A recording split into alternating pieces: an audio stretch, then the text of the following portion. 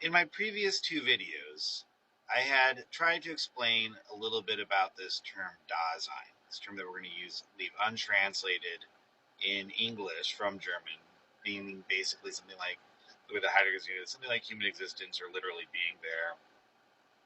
And that's going to be the principal character in Being in Time. I'd also used this poem by Paul Celan, Dein Hinübersein, as a way of thinking about some of the complexities of the concept. And also some of the sort of the suppleness in the way in which it's going to be used in German that we can't really get to in English, unfortunately. But we're still going to leave it untranslated. For now, I want to just remember this is going to be sort of our principal character, and we're on our way after this next set of videos, the next two videos. We're going to be on our way into the second introduction, which is going to be methodological rather than content-oriented, as this section has been. And there we're going to talk a lot more about how we sort of analyze and understand what it means to talk about human being, the being of the human being in terms of Dasein. It's already, though, here in the first introduction in section 4 showing up as important. This is the section, remember, where we're talking about the ontical priority to the question of being, as opposed to the ontological priority, which we talked about in the videos on section 3. Now, today I'm going to talk a little bit about that ontical priority, what it means to couch it in terms of Dasein.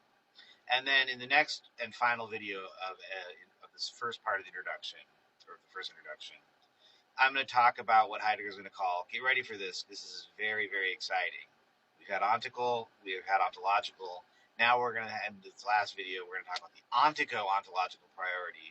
I know it's super exciting, right? I know, don't get your hopes up too much yet, because that's not until the next video. But we are going to get there, and boy, is it going to be great. Anyway, the ontical priority. Why is this term Dasein so important for that?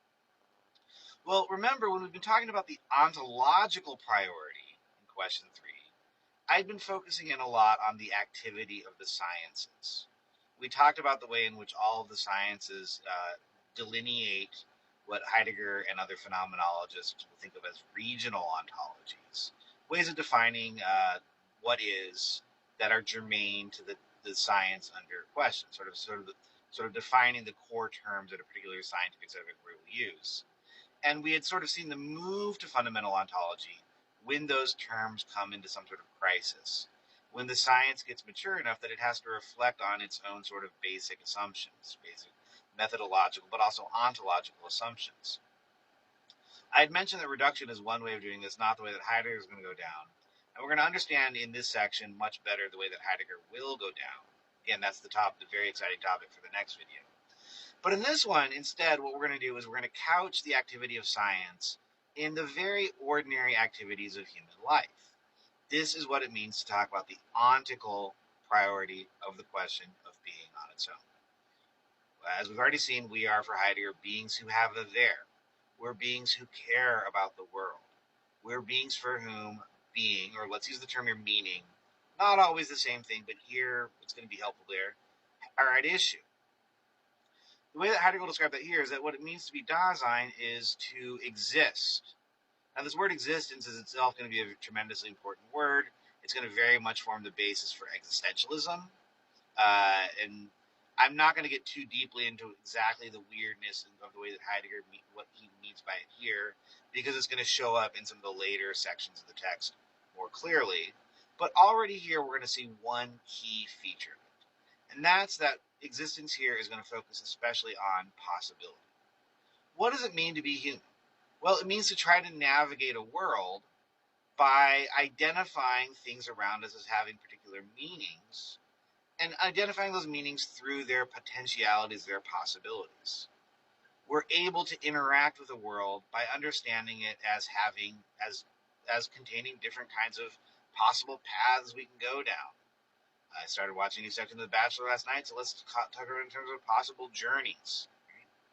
And of course, we can go on lots of these journeys. We can date lots of different approaches to the world before that final rose ceremony. So it's really possibility much more than actuality that's important. I apologize, that's the worst and most corny reference I'm going to make in any series in this video, I hope.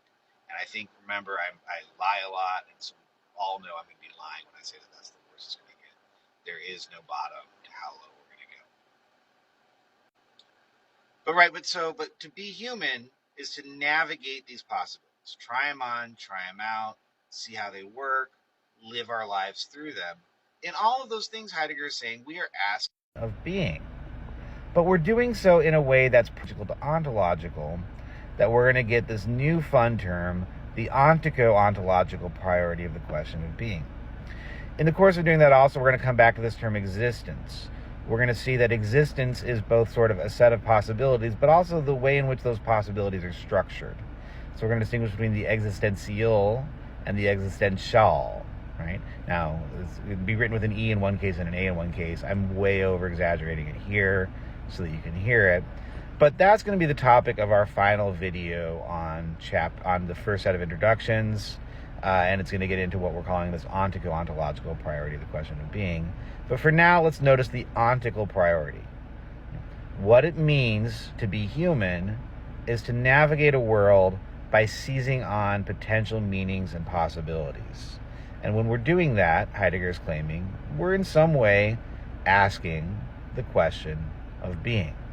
So that crisis of the science is going to be rooted in this deeper crisis that's at the heart of being human. To be a being who is always trying to find its place, find its home, to always sort of be uprooted in the bigger world. This is in many ways going to be the condition of modernism. And here, although certainly not everywhere, Heidegger is going to use that as sort of a fundamental way of explaining what it means to be human. So that here, what we might think of as the modern condition is going to reveal the fundamental shape of the human being.